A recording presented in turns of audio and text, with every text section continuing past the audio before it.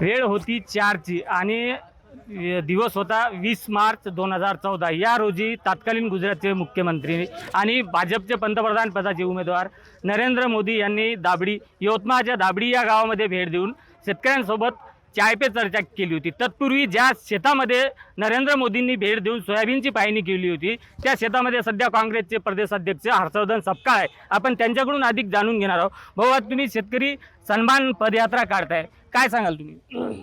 एकंदरीत शेतकऱ्यांची परिस्थिती आपल्याला माहिती आहे आणि या शेतात येऊन नरेंद्र मोदींनी ज्या थापा मारल्या आज त्याच त्यांच्यापर्यंत सविनय पोचवायच्या आहे की बाबा आता तरी तुम्हाला आता 12 वर्ष होत आलेली आहे, जे तुम्ही या ठिकाणी शेतात येऊन सोयाबीनचे भाव दाम दुप्पट तिप्पट करण्याचं, कर्जमाफी करण्याचं, स्वामीनाथन आयोग लागू करण्याचं जे काही आपण दिलेलं वचन होतं ते पूर्ण करा।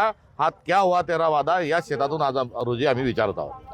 ज्या नरेंद्र मोदींनी ज्या दाबडीतून राजकारणाला सुरुवात केली त्या दाबडीत ज्या मतदारसंघात येते तिथूनच भाजपचा आमदार आहे ते आणि त्या दाबडीवासियांचं म्हणणं आहे की आम्हाला ज्या आश्वासन दिलं होतं विदर्भातील शेतकऱ्यांना कापूस पिकतोय, सोयाबीन पिकतोय, मात्र त्यावर प्रक्रिया करणारा उद्योग आम्हाला मिळाला नाही। एकंदरीत सर्व शेतकऱ्यांच्या समस्याकडे, मूलभूत प्रश्नाकडे या सरकारचं दुर्लक्ष आहे।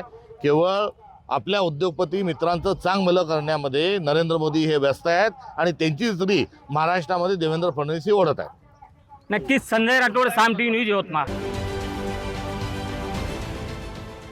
देश विदेशातील प्रत्येक घडामोडींचे लाईव्ह अपडेट मिळवण्यासाठी आता साम टीव्हीच्या सर्व सोशल मीडिया प्लॅटफॉर्मला लाईक, फॉलो आणि सबस्क्राईब करा। तसंच सर्व नोटिफिकेशनसाठी बेल आयकॉन प्रेस करायला विसरू नका।